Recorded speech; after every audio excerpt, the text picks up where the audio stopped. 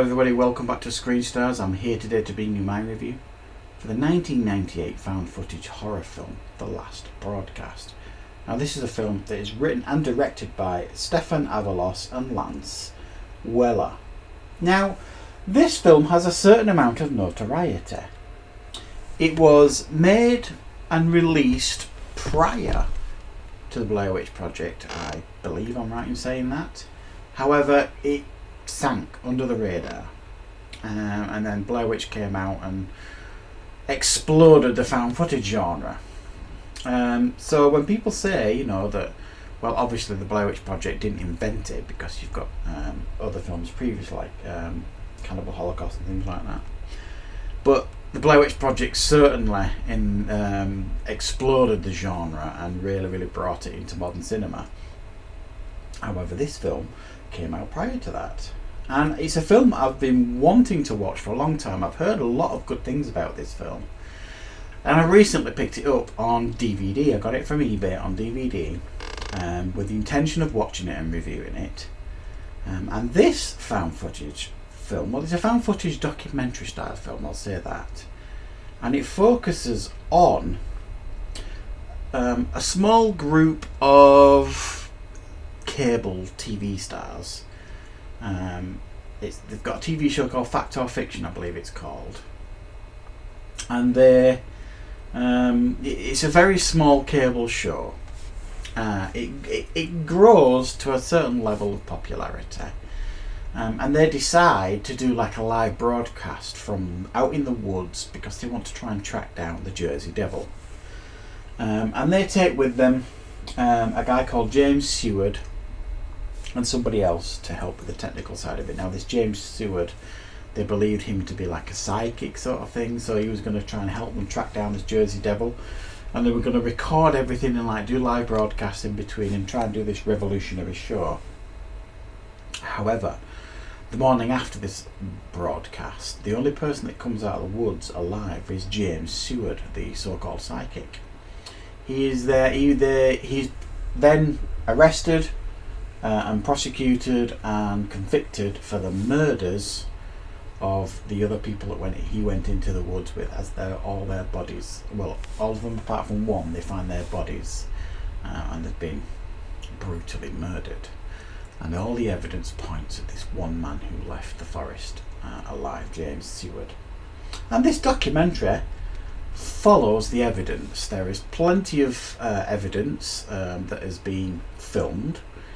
And the documentary filmmaker believes that actually James Seward is innocent, and he wants to try and prove it, because a couple of years after his conviction, this James Seward, who was convicted for the murders, was found mysteriously dead in his prison cell.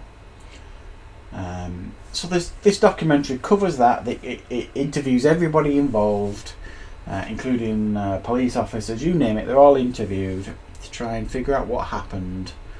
And then, a la found footage style, there is this mysterious tape that turns up. Well, it's not a tape, it's a load of mangled tape in a box that he takes to a specialist that has to try and rebuild it all. That then shines a little bit more light on the events on that fateful night in the woods. So what are my thoughts on The Last Broadcast? Well, this is a strange one to some degree. It's very authentic, and it feels very low tech and very raw, which it's supposed to. I believe at the time it's the first film that was filmed like on a digital camera or something like that, and it really does feel like you're watching some old VHS tapes and things like that. I mean, it's rough to watch because it's all over the place. But the things that keep it going, keep it tied together, are like the interviews, the documentary style interviews with people associated with these people. So that's the glue that keeps this picture together. Because if it was just the footage, it'd be unwatchable. Really, it's most of that is fairly unwatchable stuff and very low quality. But like I say, because of that, it makes it feel authentic.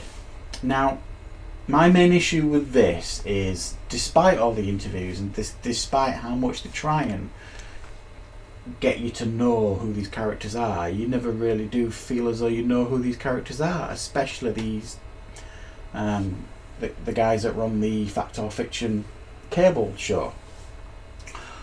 The one person that you learn the most about is this James Sewell. Sorry, I forget how you say his name now.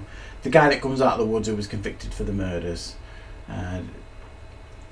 They focus very heavily on him in the documentary, part of it. And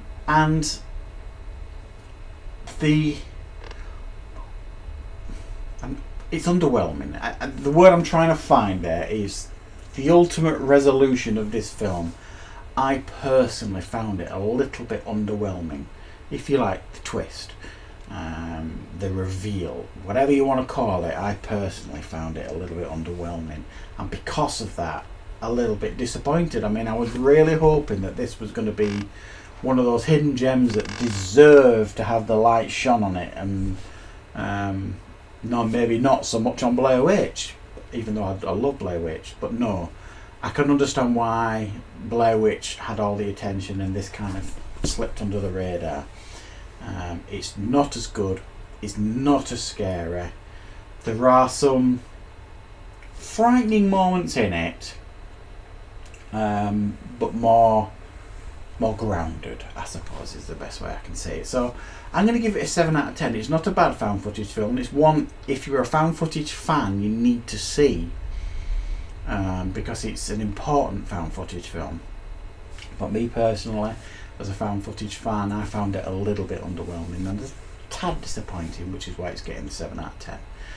So that is my review for The Last Broadcast. I have certainly got more found footage films to watch and catch up with. As always, please let me know any suggestions in the comments of found footage films that I may not have seen. And of course I will be back with more reviews on Screen Stars very, very soon.